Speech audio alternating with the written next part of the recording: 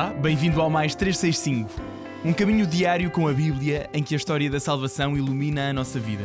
Somos cada vez mais a fazer este percurso em que todos os dias tomamos consciência de que a nossa história faz mesmo parte da história da salvação que Deus anda a construir com a humanidade desde sempre. Eu sou o Francisco e trago-te este podcast em nome das equipas de jovens de Nossa Senhora.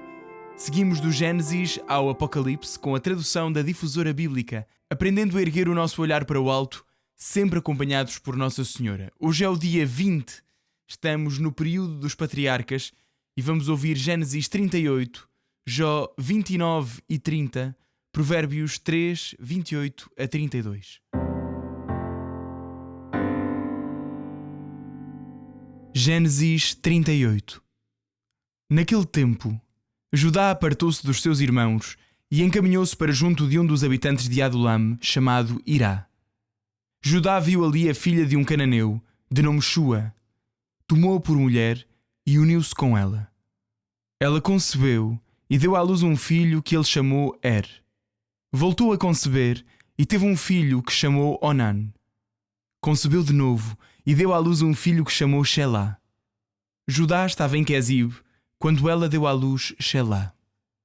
Judá escolheu para Er, seu primogênito, uma mulher chamada Tamar. Er, primogênito de Judá, desagradou ao Senhor e ele feriu-o de morte. Então Judá disse a Onan: casa com a mulher do teu irmão, pois é essa a tua obrigação como cunhado, para dares descendência ao teu irmão. Mas Onan compreendeu que essa descendência não seria a sua, e quando se aproximava da mulher de seu irmão, derramava no chão o sêmen, a fim de não dar descendência a seu irmão. A sua conduta desagradou ao Senhor, que também lhe deu a morte.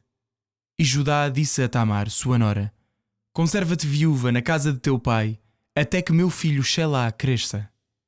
Judá, porém, temia que ele também morresse como os irmãos. E Tamar foi morar para a casa de seu pai. Muito tempo depois, morreu a filha de Shua, mulher de Judá.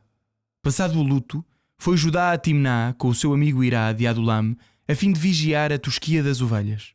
Informaram disso Tamar nestes termos: teu sogro sobe neste momento para Timná, para a tosquia das ovelhas.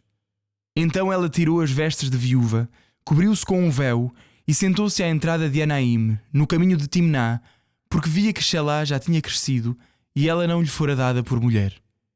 Ao vê-la, Judá tomou-a por uma prostituta, porque tinha a cara coberta com um véu.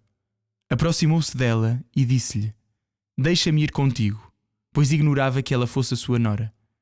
Ela respondeu: o que me darás para vires comigo? Judá respondeu: mandar-te-ei um cabrito do meu rebanho. Tamar replicou: está bem, se me deres um penhor, enquanto espero que envies o cabrito. Judá perguntou-lhe: que penhor te hei de dar? Ao que ela respondeu: o teu selo, o teu cordão e o bastão que tens na mão. Judá deu-lhes, uniu-se a ela, e Tamar concebeu um filho. Depois, levantando-se, partiu, e tirou o véu da cabeça, voltando a vestir as roupas de viúva. Judá enviou o cabrito por intermédio do seu amigo Irá de Adulam, a fim de retirar o penhor das mãos daquela mulher. Mas ele não a encontrou. Interrogou os habitantes daquela terra, dizendo: onde está a prostituta que aparece em Anaim, à beira do caminho? Responderam-lhe: não houve aqui nenhuma prostituta.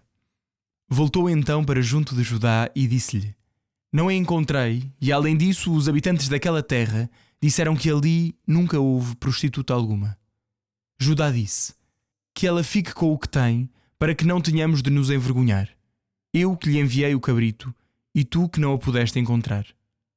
Cerca de 3 meses depois, disseram a Judá: Tamar, a tua nora, prevaricou e até ficou grávida com a sua prostituição. Judá respondeu: levai-a e que seja queimada.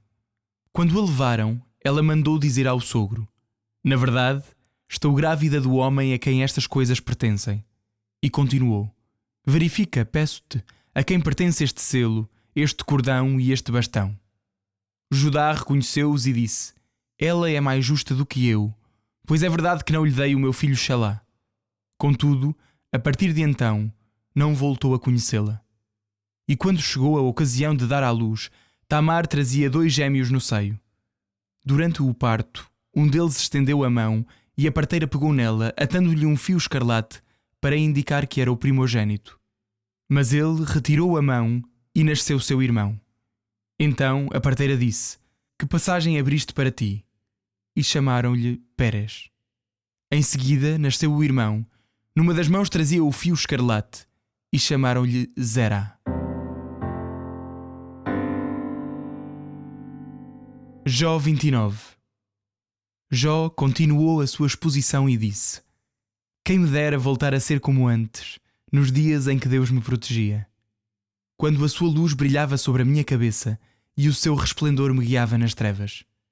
Tal como era nos dias da minha mocidade, quando Deus protegia a minha tenda. Quando o Omnipotente estava ainda comigo e os meus filhos me rodeavam. Quando lavava os meus pés com a nata do leite e o rochedo derramava para mim ondas de azeite. Quando saía às portas da cidade e na praça instalava o meu assento. Os jovens, vendo-me, escondiam-se e os velhos levantavam-se e ficavam de pé. Os grandes interrompiam as suas conversas e punham a mão sobre os teus lábios. Calava-se a voz dos chefes, a língua colava-se-lhes ao céu da boca. Quem me ouvia falar felicitava-me, e os que me viam davam testemunho de mim, porque livrava o pobre que pedia socorro e o órfão que não tinha tutor. A bênção do desgraçado vinha sobre mim, e eu alegrava o coração da viúva. Revestia-me de justiça, e a equidade era para mim um manto e um diadema. Eu era os olhos do cego, e servia de pés para o coxo. Era o pai dos pobres, e examinava a causa dos desconhecidos. Quebrava os queixos dos malvados, e arrancava-lhes a presa dos seus dentes. Eu dizia: Morrerei no meu ninho, sumarei dias como a fênix. A minha raiz atinge as águas, o orvalho depositar-se-á sobre os meus ramos. A minha glória será sempre jovem, e o meu arco fortalecer-se-á nas minhas mãos. Esperavam para escutar a minha decisão, e guardavam silêncio até ouvir o meu conselho. Ninguém replicava as minhas palavras, o meu discurso penetrava neles suavemente. Esperavam-me como se espera a chuva, e abriam a boca como a água tardia. Sorria para os que perdiam a coragem, ficavam presos do meu rosto alegre. Sentava-me à sua frente e escolhia-lhes o caminho, tal como um rei no meio das suas tropas. Se estavam tristes, confortava-os.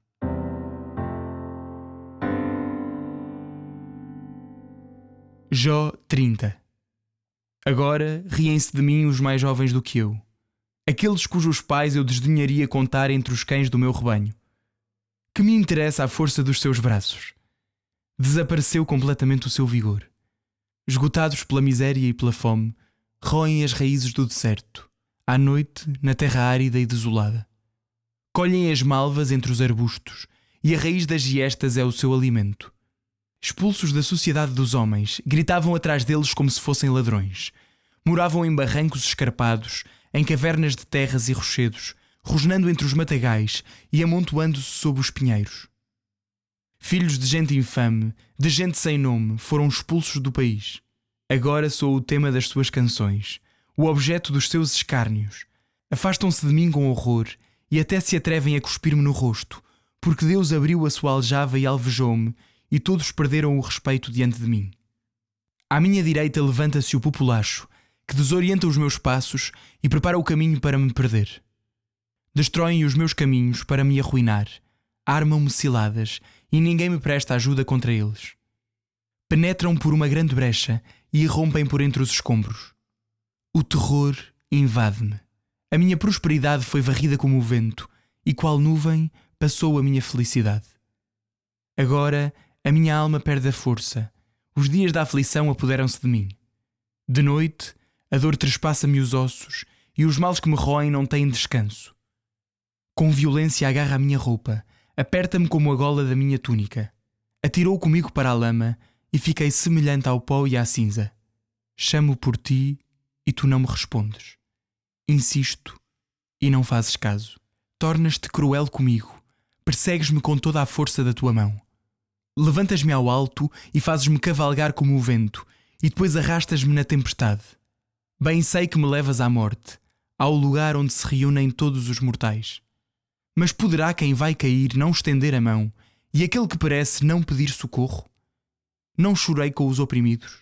Não teve a minha alma compaixão dos pobres? Quando esperava a felicidade, veio a desgraça. Esperava a luz e vieram as trevas. As minhas entranhas fervilham sem descanso. Assaltaram-me dias de aflição. Caminho na tristeza sem consolação. Levanto-me e dou gritos no meio da turba. Tornei-me irmão dos chacais e companheiro das avestruzes. A minha pele enegreceu e cai, e os meus ossos são consumidos pela febre. A minha cítara converteu-se em pranto e a minha flauta em lamentações.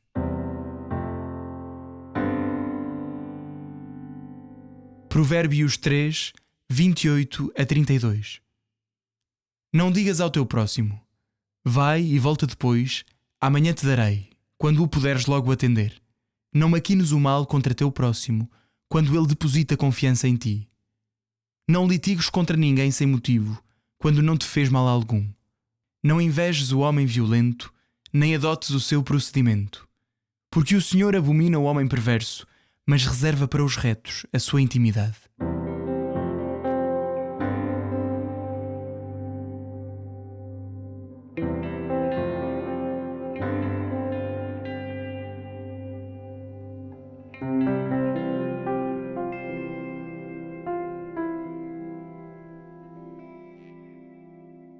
Eu sou o Padre Miguel Vasconcelos, das equipas de Jovens Nossa Senhora, e mais uma vez digo que é com muito gosto que vos acompanho neste percurso pela Bíblia, um caminho diário para ouvir e para rezar, que as equipas nos propõem com o mais 365. Senhor, que nos chamas pelo nome, damos-te graças pela tua palavra, que é viva, abre-nos à tua voz e ajuda-nos a caminhar sempre contigo. No livro do Gênesis hoje, o capítulo sobre Judá parece interromper bruscamente a história de José. E à primeira vista tem o aspecto de estar deslocado, mas a verdade é que não está aqui por acaso. A história de Judá e de Tamar, que é moralmente ambígua em muitos aspectos e até desconfortável, ela está aqui de propósito. É que a Bíblia não protege os seus protagonistas. Expõe a irresponsabilidade, os abusos de poder, a fragilidade das estruturas familiares, expõe a ferida e o pecado, como já temos dito. E, no entanto, é precisamente aqui que algo decisivo acontece. Judá é obrigado a reconhecer a sua culpa. Ela é mais justa do que eu, vai dizer acerca de Tamar. E a história da salvação, mais uma vez, avança, não só apesar do pecado, mas muitas vezes por causa do pecado e como reação ao pecado, pelo menos. Deus não espera por histórias limpas e bonitinhas. Deus trabalha com a conversão possível. Deus corre sempre esse risco de trabalhar com o possível, com o que tem, com o que somos, sem estar à espera que nós primeiro sejamos santos para depois poder trabalhar connosco. E isso também acontece hoje, o que é um descanso. Jó, por seu lado, começa por recordar o passado, o tempo em que era respeitado, o tempo em que era ouvido, o tempo em que era honrado, por assim dizer. E há aqui em Jó uma nostalgia que me parece legítima, mas que é quase uma oração, e isso também tem uma certa beleza. Mesmo quando reconhece que hoje até os mais desgraçados troçam dele, Jó não está apenas a comparar dois momentos da sua história ou da sua vida. Está a tentar, diante de Deus, reconhecer-se a si mesmo. Está a tentar, diante de Deus, perceber o que é. Está a tentar impor e encontrar um sentido para a sua própria existência. No passado, as suas palavras tinham peso, os seus gestos tinham consequência. Mas hoje, Jó fala e ninguém o ouve, os amigos contrariam-no, acham que ele está simplesmente a dizer palavras vãs. Talvez a dor mais profunda aqui em Jó não é apenas a perda dos seus bens ou a perda dos seus filhos, como acontece. Um dos sofrimentos mais pesados em Jó é que parece desaparecer aquela correspondência entre o que ele é, entre o que ele sabe ser, e depois a forma como o mundo lhe responde. É uma outra forma de sofrimento. É mais uma provação que Jó vê bater sobre si. Jó permanece teimosamente, não porque compreende o que se está a passar consigo, mas porque se recusa a deixar de falar com Deus. A sua oração talvez já não seja propriamente um pedido, muitas vezes não é certamente um louvor a Deus, é apenas a exposição do que Ele é. Estou aqui inteiro, com o que sou, com o sofrimento que arrasto comigo. Estou aqui inteiro diante de Deus. Espero uma resposta. Mas pouco mais tenho a mostrar, pouco mais tenho a dizer, a não ser esta entrega de tudo o que sou. Depois o livro dos Provérbios, a seguir a tão densas narrativas, ele volta ao essencial e ajuda-nos a nós próprios a voltar ao essencial. E diz-nos qualquer coisa como: não o diz o bem, não explores o teu irmão, não faças como faz o violento. A sabedoria bíblica é muito profunda, como vemos com Judá e com Jó, e como vemos no geral no livro do Gênesis. Mas a sabedoria bíblica é também muito concreta e muito cotidiana, dá relevância às decisões pequenas, às coisas do dia-a-dia. E isso faz com que nas coisas do dia-a-dia a própria presença de Deus possa ser reconhecida e possamos tê-lo como presente, como amigo, como companheiro das coisas pequenas do dia também. Deus paciente acolhe-nos como somos. Sustém-nos quando a nossa vida perde a voz, quando perde a forma. Converte-nos, ensina-nos no concreto de cada dia e ensina-nos sobretudo a escolher o bem e a permanecer sempre diante de Ti.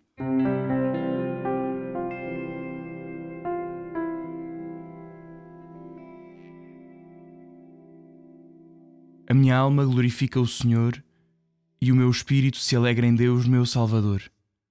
Porque pôs os olhos na humildade da sua serva, de hoje em diante me chamarão bem-aventurada todas as gerações.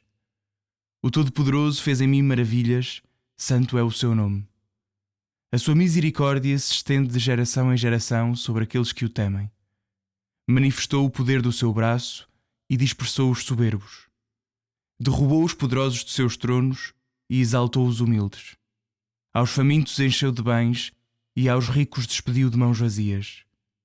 Acolheu a Israel, seu servo, lembrado da sua misericórdia, como tinha prometido a nossos pais, a Abraão e à sua descendência para sempre. Glória ao Pai, ao Filho e ao Espírito Santo, como era no princípio, agora e sempre. Amém.